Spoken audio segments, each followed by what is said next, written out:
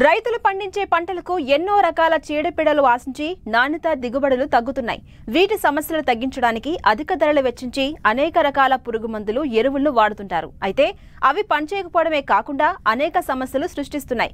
వీటన్నింటినీ అరికట్టేందుకు రైతు స్థాయిలో ఇప్పుడు తక్కువ ఖర్చుతో సొంతంగా సూక్ష్మ జీవన క్రిమిసంహారక మందులు, ఎరువులను తయారు చేసుకోవచ్చు.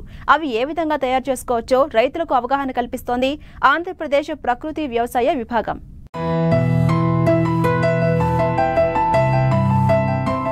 హరిత విప్లవంతో సమస్యలు ఎదుర్కొన్న తరువాత భారతదేశం ఇప్పుడు వ్యవసాయంలో మరో కొత్త విప్లవానికి తయారవుతోంది. దేశవ్యాప్తంగా అనేక మంది రైతులు, సంస్థలు ప్రత్యామ్నాయ వ్యవసాయ పద్ధతుల వైపు అడుగులు వేస్తున్నారు. రసాయనిక వ్యవసాయ పద్ధతుల్లోని నష్టాలు, పర్యావరణానికి కలుగుతున్న ముప్పు, ఆరోగ్యానికి కలుగుతున్న హానిని గుర్తించి ప్రకృతి వ్యవసాయం వైపు అడుగులు వేస్తున్నారు. దీనికి తోడు ఆహార పదార్థాల్లో ఆధునిక రసాయనాల అవశేషాల పట్ల వినియోగదారుల్లో వ్యక్తమవుతున్న వ్యతిరేకత ప్రకృతి వ్యవసాయ పద్ధతులకు ప్రాముఖ్యత కలిగిస్తోంది. అంతేకాదు, తక్కువ పెట్టుబడితో నాణ్యమైన అధిక దిగుబడులు పొందాలంటే బయోకల్చర్ను వాడాల్సిన అవసరముంది. గతంలో వీటిని ల్యాబ్లలో మాత్రమే తయారు చేసేవారు కాబట్టి రైతులకు అంతగా అందుబాటులోకి రాలేదు. ఇప్పుడు రైతు స్థాయిలోనే తయారు చేసుకోవచ్చని చేసి చూపిస్తున్నారు ఏలూరు జిల్లా నూజివీడు మండలం ప్రకృతి వ్యవసాయ విభాగం వారు. ఈ బయోకల్చర్స్ అనేవి ఒక సూక్ష్మజీవులు అండి. దీన్ని ల్యాబ్లో మాత్రమే తయారు చేయగలుగుతారు.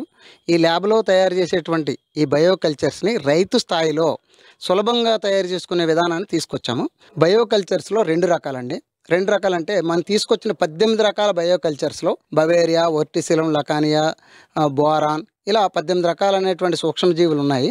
వీటినన్నిటినీ తయారు చేసుకునే విధంలో 6 రకాలేమో బయో పెస్టిసైడ్గా ఉపయోగపడతాయి, 12 రకాలు బయో ఫెర్టిలైజర్గా ఉపయోగపడతాయి. అంటే భూమిలో ఉన్నటువంటి సారాన్ని పెంపొందించడానికి, పైన స్ప్రేయింగ్ చేసుకోవడానికి 6 రకాలు పురుగుల నివారణకు ఉపయోగపడతాయి. దీన్ని తయారు చేసుకునే విధానం, దానికి కావాల్సిన సామాగ్రి 100 గ్రాములు జొన్నపిండి, 100 గ్రాములు బెల్లం, 400 గ్రాముల బియ్యపిండి అండి. వీటిని తీసుకొని 4 లీటర్ నీళ్లు తీసుకుంటాము. 4 లీటర్ నీటిలో ఈ మొత్తం చెప్పినటువంటి కల్చర్ని కలిపి బాగా ఒక జావ మాదిరిగా తయారయ్యేలాగా బాగా ఉడికిస్తామండి. ఉడికించిన తర్వాత వాటిని దించి వాటిని ట్రేలో ట్రాన్స్పర్టేషన్ చేస్తామండి.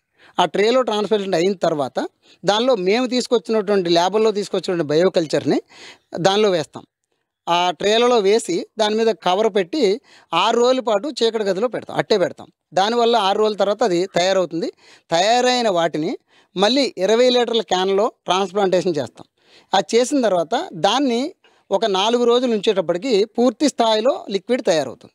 ఈ తయారైన లిక్విడ్ని 200 లీటర్ల నీటికి ఒక్కొక్క లిక్విడ్ని 2 లీటర్లు తీసుకొని 12 లీటర్లని 200 లీటర్ డ్రమ్లో వేస్తామండి.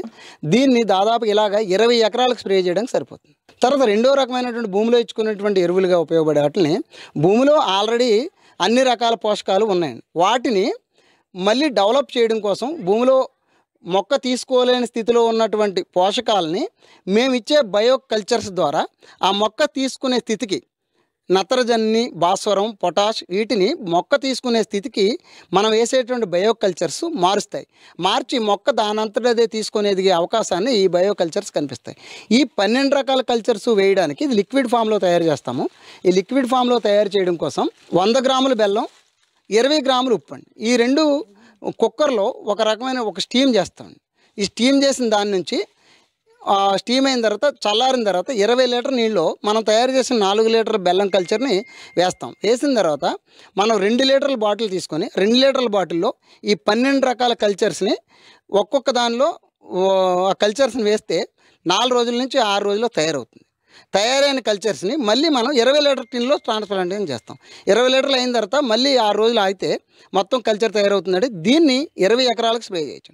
దీనికి అయ్యే ఖర్చు మనకి సుమారుగా ఎవరు తయారు చేసుకుని సరే 100 రూపాయల్లో ఖర్చు అవుతుంది. అంతకంటే ఎక్కువ ఖర్చు కాదు. ఈ తక్కువ ఖర్చులో మనం ల్యాబుల్లో ఎన్నో రూపాయలు పెడితే రానటువంటి కల్చర్ని మన రైతు స్థాయిలో 100లోకి తీసుకొచ్చామండి. తర్వాత ఒక ప్యాకెట్ సూడోమోనాస్ కొనాలంటే రైతులకు తెలుసు అందరికీ 200 రూపాయలు ఖర్చు అవుతుంది. కానీ మనకి 20 లీటర్ లిక్విడ్ 100 రూపాయల్లో తయారవుతుంది. ఇంత తక్కువ ఖర్చులో రైతుకి ఇవ్వగలిగితే ఆ రైతుని ఆ పంట అనేది చాలా తక్కువ ఖర్చులో చేయగలుగుతాం. రెండోది ఏంటంటే రైతుకి అయ్యే ఖర్చు అంతా కూడా ఎరువులు, పురుగు మందులు. వీటికే ఒక ఎకరానికి వచ్చేసి ఏ రైతుని కదిలించినా 20,000 రూపాయలు ఖర్చు చెప్తున్నాడు. ఆ 20,000 రూపాయల ఖర్చుని మనం దాదాపుగా 1000 రూపాయల లోపలకు తీసుకురాగలుగుతాం. ఇప్పుడు మనం తయారు చేసినటువంటి కల్చర్లో ఆల్రెడీ మేము ముందుగా తయారు చేసిన కల్చర్ ఉంది. 6 రకాల నుంచి తీసుకున్నటువంటి మనం కల్చర్స్ని మేము లిక్విడ్లో తీసుకొచ్చిన దాన్ని ముందుగా తయారు చేసి ఒక 2 లీటర్లు అట్టే పెట్టాము. దాన్ని ఇప్పుడు ఈ ట్యాంకులో వేసి స్ప్రే చేయడం జరిగింది. అలాగే వరిలోని అజొల్లా అని చెప్పేసి ఒక నాచు రకం మొక్క అండి ఇది. ఈ అజొల్లా ఏం చేస్తుందంటే గాలిలో ఉన్నటువంటి నత్రజన్ని వరి మొక్కకు అందిస్తుందండి. వరి మొక్కకు అందించడం ద్వారా ఈ మొక్క ఏపుగా పెరుగుతుంది. రెండోది ఈ అజొల్లా అనేది పైన పేరుకొని ఉంటుందండి. మేము వరిలో పక్షి స్థావరాలు ఏర్పాటు చేస్తామండి. లింగాకర్షక బుట్టలు, తర్వాత ఎల్లో ప్లేట్స్, ఇవన్నీ ఏం చేస్తాయంటే మనం ఎట్టి పరిస్థితుల్లో క్రిమిసంహారాలు వాడకుండా ఈ ఎల్లో ప్లేట్లు పెట్టడం వల్ల ఈ తెల్లదోమ అనేది దానికి అతుక్కుపోతుందండి. అలాగే పక్షి స్థావరాలు పెట్టడం వల్ల అక్కడికక్కడే ఆ పక్షి అక్కడే ఉంటూ ఆ పురుగులను తింటూ వేరే చోటుకి వెళ్ళి అది నిలబడుతుంది. మళ్ళీ అక్కడి నుంచి చూస్తూ వేరే పురుగు, ఇలా మన పొలంలోనే పక్షులు కలియాడుతూ మనకు పురుగు మందులు కొట్టే అవసరం లేకుండానే మొత్తం పురుగులను అవి వేరేస్తాయండి. ఇవన్నీ పద్ధతులన్నీ పాటించిన తర్వాత ఇంకా ఏమైనా ఎక్కడైనా పురుగులు కానీ తెగుళ్ళు కానీ కనిపించినట్లయితేనే మనం ఈ బయోకల్చర్స్ వాడాల్సిన అవసరం వస్తుంది. అలాగే జీవామృతం అని మనం ఈ పొలానికి జీవామృతం ఇచ్చాము. ఇప్పటికే వీటిని వాడుతున్న రైతులకు దిగుబడి భరోసానిస్తుండటంతో కొత్తగా సూక్ష్మజీవుల క్రిమి సంహారాలు, సూక్ష్మజీవుల ఎరువులను సొంతంగా తయారు చేసుకుని వాడేందుకు ముందుకొస్తున్నారు. అతి తక్కువ ధరలోనే సొంతంగా తయారు చేసుకునే వెసులుబాటు ఉండటంతో ఇక నుంచి సాగులో పెట్టుబడులు తగ్గించుకుంటామంటున్నారు. పచ్చి రొట్ట వేసి మామూలుగా భూమిలో కలయి దున్ని మామూలుగా జీవామృతం భారిత్తనం వరిసేనుకి మామూలుగా అదే ప్రకారంగా ఆకుపసర్లు అవి కొట్టి బాగానే చేను ఏపుగా పెరుగుతుంది. నాకు ఖర్చు కూడా తక్కువలోనే ఎక్కువ లాభడి వస్తుంది. పక్క రైతుకి నాకు కూడా చాలా డిఫరెన్స్ ఉంది. నాకు తినడానికి కూడా ఆరోగ్యకరంగా ఉంటున్నాయి ధాన్యం. నాకు 10,000 ఖర్చు అయితే 20,000 లాభం వస్తుంది. పక్క రైతుకేమో అంత రావట్లేదు దిగుబడి, లాభం కూడా. అతనేమో ఏరేగా చేస్తున్నాడు, నేను మంచిగా ఉంటున్నానండి.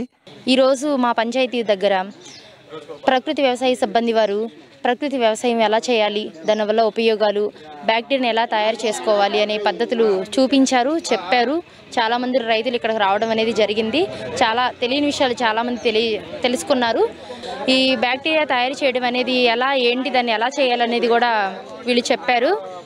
ఈ యొక్క వ్యవసాయం వలన అనేకమైనటువంటి నత్రజని మందు కట్టలు వాడడం, బ్యాక్టీరియా కొని తెచ్చుకోవడం ఏది. కానీ ఈరోజు మేము తెలుసుకున్నటువంటి ప్రకృతి వ్యవసాయం వల్ల మేము తెలుసుకున్న దాన్ని మేము అనేక మంది అనుభవాలు కూడా మేము విన్నాము. దానివల్ల ప్రయోజనాలు ఉన్నాయని మేము తెలుసుకున్నాము.